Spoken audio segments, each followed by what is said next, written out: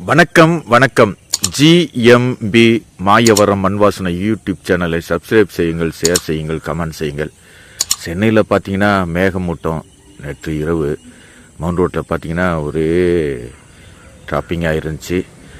இங்கே சேமங்கலத்தில் பார்த்தீங்கன்னாக்க அறுவடைக்கு தயாராக இருந்த வயல் நெல்லுலாம் அருமையான ஒரு விளைச்சல். நான் இந்த காணொலியை இந்த நடவு நடும்போது அந்த மகளிரெல்லாம் நடவு நட்டு அழகாக காய்ச்சி தந்தாங்க. அந்த வீடியோவும் போட்டிருக்கேன். இப்போ பார்த்தீங்கன்னா இன்னும் ஒரு வாரத்தில், இந்த பொங்கல் முடிஞ்சு ஒரு வாரத்தில் விவசாயத்தை அவங்க கண்டு முதல் காணணும். ஏற்கனவே பழுத்த நெல் எனது நண்பர் கொஞ்சம் அறுவடை செஞ்சார். மீதி நிலம்லாம் அப்படியே கிடக்கு. இது எனது நண்பர் கூத்தூர் மோகனோட காளிமுத்து அவங்க பிராஸ்தார் அவங்களோட வயல். இப்படி மழை இயற்கையை யாரும் மாற்ற முடியாது. இயற்கையோட சீற்றத்தை யாரும் மாற்ற முடியாதும்பாங்க. தட்பவெப்பம் கால சூழ்நிலை மாறிவிட்டது அப்படிங்கிறத நம்ம எடுத்துக்கணும். இப்படிப்பட்ட வயல், இப்படிப்பட்ட நிலம் எப்படி அறுத்து எடுப்பாங்க, எப்படி அவங்களுக்கு சரியான முறையில் நெல் கண்டு முதலாகும் அப்படிங்கிறது தான் விவசாயிகளோட கனவு. இந்த நெல் அறுவடை சீசனில் இப்படி மழை பெஞ்சதுன்னா என்ன செய்ய முடியும்? விவசாயி தான் இந்த நிலத்தை நம்பி, இந்த மண்ணை நம்பி ஒவ்வொரு நாளும் இரவு பகல் பாராம லோன் வாங்கி கடன் வாங்கி ஆட்கள் கிடைக்காம அப்படியே கஷ்டப்படுறாங்க. ஒரு மழையில், இரவு பெஞ்ச மழையில் மயிலாடுதுறை மாவட்டம் சீர்காழி தாலுகா சேமங்கலம் ஊராட்சி ஒன்றியத்துக்கு சொந்தமான இந்த வயல் தான். எத்தனை ஏக்கர் நிலம் பாருங்க. இது இன்னும் ஒரு மழை இன்னும் நீடிக்கும் அப்படின்னு சொல்றாங்க. அப்படி ஒரு மழை பெஞ்சுன்னா இந்த விவசாயி என்ன பாடுபடுவார், அவரோட நிலை என்னங்கிறத நம்ம யோசிக்கணும். தயவு செய்து அன்பு உறவுகளே, மாயவரம் மண்வாசனை யூடியூப் சேனல் முடக்கப்பட்டு விட்டது. GMP Mayavaram Manvasanai YouTube channel புதுசாக நான் ஆரம்பிச்சிருக்கேன். அதில் பல விஷயங்களை, பல தகவல்களை, எனக்கு என்னிடம் என்ன திறமை இருக்கோ அந்த திறமையை தான் நான் பதிவிறக்கம் செஞ்சிட்டு இருக்கேன். இதை பார்க்குறீங்களா, வெள்ளக்காடா காட்சி அளிக்கிற மாதிரி ஒரு சூழல். அதாவது ஒரு மாசத்துக்கு முன்னாடி, 2 மாசத்துக்கு முன்னாடி பெய்த மழையில இதையெல்லாம் தப்பிச்சுட்டு, இந்த நிலமெல்லாம் தப்பிச்சிடுச்சு. ஆனா இப்ப அறுவடை நேரத்துல இந்த மழை பெஞ்சதுனால அவங்க விவசாயிகள் மிகவும் கஷ்டப்படுறாங்க, நஷ்டப்படுறாங்க. அதுக்கு நம்ம என்ன பண்ண முடியும்னு கேட்குறீங்களா, நினைக்கிறீங்களா? அப்படிலாம் இல்லைங்க. எந்த ஒரு விவசாயமா இருந்தாலும், எந்த ஒரு விவசாயியா இருந்தாலும் கடனை உடனே வாங்கி, வட்டிக்கு வாங்கி அவங்க உரம் போட்டு மனிதர்கள் நடுறதுக்கு வரமாட்டாங்க. நடவு நட ஆட்கள் கிடைக்கல, அறுப்பறுக்க ஆட்கள் கிடைக்கல. மிஷின் வச்சு தான் அறுக்கணும். இது வெளி மாநிலத்திலிருந்து வர மிஷினை வச்சு தான் அறுக்கணும். அப்படி இருக்கும்போது ஒரு மணிக்கு அவங்க எவ்வளவுக்கான காசு கொடுக்குறாங்க, எப்படியெல்லாம் கஷ்டப்படுறாங்கிறது இந்த மாதிரி காணொலியை பார்த்தீங்கன்னா ஒரு லைக் பண்ணுங்க, ஒரு ஷேர் பண்ணுங்க. விவசாயியை நேசிக்கிற மனிதர்கள் என்னோட சேனலை கொஞ்சம் சப்போர்ட் பண்ணுங்க. இந்த நெல் இருக்கு இல்லைங்களா, இந்த நெல் இந்த ஒரு 5 நாள்ல 3 நாள்ல இப்படியே இருந்தா இது எல்லாம் அப்படியே முளை விட்டுடும். அப்ப அது அறுவடைக்கு சிறந்ததா? அறுவடை செஞ்சு அந்த நெல்லை எடுத்துட்டு போனாக்க குடோன்ல வாங்க மாட்டாங்க. குடோன்ல நெல்லெல்லாம் தேக்கி வச்சிருவாங்க. அப்படி இருக்க நிலையில தான் ஒவ்வொரு நாளும் ஒவ்வொரு மனிதனும், விவசாயத்தை நேசிக்கிற மனிதர்கள் இவ்வளவுக்கான கஷ்டப்படுறாங்க. இந்த நெற்கள் அவங்க வாங்கி சரியான முறையில் அவங்களுக்கு பணம் கொடுத்து, அவங்க நிர்ணயிக்கிற பணத்தை கொடுத்தாக்க அவங்க சந்தோஷமா இருப்பாங்க. இப்படிப்பட்ட சூழல் தான் இன்னைக்கு உள்ள விவசாயிகளோட நிலைமையா இருக்கு. பாருங்க, எவ்வளோ படுத்துடுச்சு, அப்படியே படுத்து தண்ணீரை மிதக்குது. இந்த மாதிரி சூழல் வேற எந்த ஒரு விவசாயிக்கும் ஏற்படக்கூடாது அப்படிங்கிறது தான் இந்த மாயவரம் ஜிஎம்பி மண்வாசனையோட கனவு.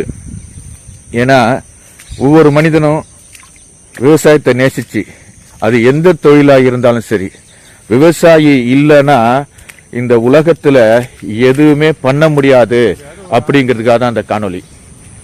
நம்ம எவ்வளோ டெக்னாலஜி வளர்ந்து விளைநிலங்களாம் விற்பனை செய்து கோடி கோடியா விற்று பல பில்டிங் மாளிகையை கட்டி விவசாயத்தை அழிச்சிட்டு எல்லாருமே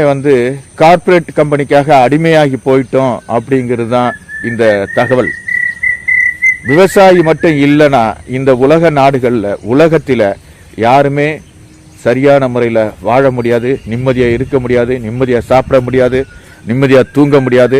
அதுக்கு காரணம் கார்ப்பரேட் கம்பெனிகள். விளை நிலங்களாம் விற்பனைக்கு வந்துருச்சு. இதை நான் பாடலெல்லாம் பாடியிருக்கிறேன், அதையெல்லாம் பார்க்க மாட்டீங்க. இதை பாருங்க எப்படி சிதைஞ்சு கிடக்கு.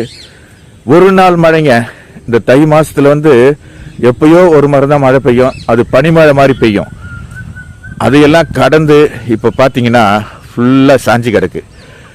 இது ரொம்ப மனசுக்கு சங்கடமா இல்லைங்களா? இன்னைக்கு இரவு மழை பெய்யுங்கிறாங்க, அப்படி பெஞ்சுன்னா மொத்தமும் அது நிமிர்ந்து நிக்க இல்லைங்களா நெல், அது மொத்தமும் சாஞ்சிடும். அப்போ அந்த விவசாயியோட நஷ்டத்தை யார் ஈடு செய்வா? அரசாங்கம் என்னதான் நிவாரண நிதி, இன்சூரன்ஸு அப்படின்னு கொடுத்தாலும் விளையிற நெல் விவசாயி அறுத்து அதை கண்டுமுதல் பண்ணி சரியான முறையில் கொண்டு போய் குடோனில் போடும்போது இந்த விவசாயி சொல்ற விலையை கொடுத்து வாங்க மாட்டாங்க.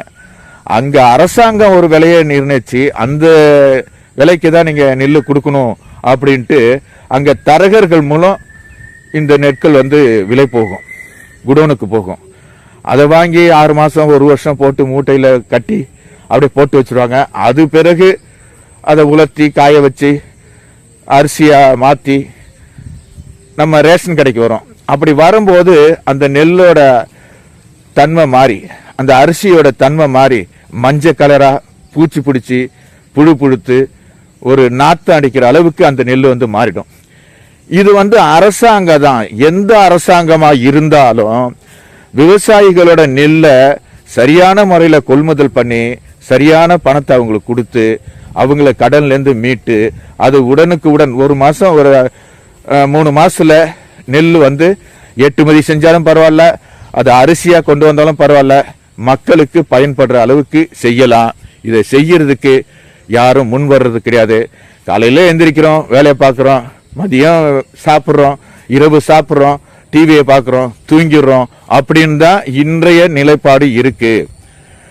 அரசியல்வாதிகள் ஒவ்வொரு முறையும் அரசியல் வாக்குறுதி விவசாயிகளுக்கு நன்மை செய்யறோம், விவசாயிகளுக்கு காப்பாத்துறதுக்காக நாங்க வாழுறோம், நாங்களே விவசாய குடும்பம் தான் அப்படின்னு ஒவ்வொரு மேடையிலும் பேசுவாங்க. ஆனா அந்த அரசியல்வாதி ஜெயிச்சு எம்எல்ஏவோ எம்பியாவோ முதலமைச்சராவோ எதிர்கட்சி தலைவரோ வந்துட்ட பிறகு இந்த விவசாயிகளை பத்தி சிந்திக்க மாட்டாங்க. இதுதான் இன்னைக்கு உள்ள இந்த மயிலாடுதுறை மாவட்டம் சீர்காழி தாலுகா கூத்தூர் சேமங்கலம் ஊராட்சியில கூத்தூர்ல இருக்கிற நிலம் தாங்க இந்த நிலம். பாருங்களேன் எவ்வளவு கஷ்டமா இருக்கு பாருங்க. இந்த நெல்லை எப்படி இவங்க கண்டுமுதல் எடுப்பாங்க? சுமார் 1 ஏக்கருக்கு 30 மூட்டையாவது நெல் விளைஞ்சாதான் அவங்களோட கஷ்டத்தை சரி பண்ண முடியும். வட்டிக்கு வாங்கியிருப்பாங்க, கடன் வாங்கியிருப்பாங்க, அந்த மருந்துக்காக எங்கெங்கெல்லாம் அலைவாங்க தெரியுங்களா? அப்படியெல்லாம் கொண்டு மக்களை அழைச்சிட்டு டீ வாங்கி கொடுத்து, புற வாங்கி கொடுத்து, பண்ணு வாங்கி கொடுத்து, இப்படியெல்லாம் செஞ்ச ஒரு விவசாயி நிலம் இன்னைக்கு இந்த நிலைக்கு இருக்கு. இதை பாக்குறீங்களா? இது ஏற்கனவே ஒரு வீடியோ போட்டேன். இவங்க தப்பிச்சிட்டாங்கன்னு அர்த்தம். இவங்க முன்கூட்டியே நட்டதுனால, முன்கூட்டியே இந்த நிலம் நல்ல முறையில் விளைஞ்சதுனால அவங்க அறுத்து நெல்லை எடுத்துட்டாங்க. அடுத்த விவசாயத்துக்கு அங்க மாறுவாங்க. தயவு செய்து என்னடா இவன் என்னென்னவோ போடுறான்னு நினைக்காதீங்க. யார் யாரோ எப்படியெல்லாம் டான்ஸ் ஆடுறாங்க, பாட்டு பாடுறாங்க, கண்ட மாதிரி அசிங்கமா பேசுறாங்க. ஒரு அரைக்குறை ட்ரெஸ்ஸோட காட்சியெல்லாம் தராங்க. அதையெல்லாம் பார்க்குறீங்க.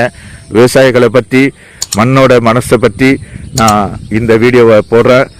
தயவுசெய்து ஜிஎம்பி மாயவரம் மண் வாசனை யூடியூப் சேனலை பார்த்து சப்ஸ்கிரைப் பண்ணி ஷேர் பண்ணி கமெண்ட் பண்ணுங்கள். நன்றியுடன் அப்துல்லா.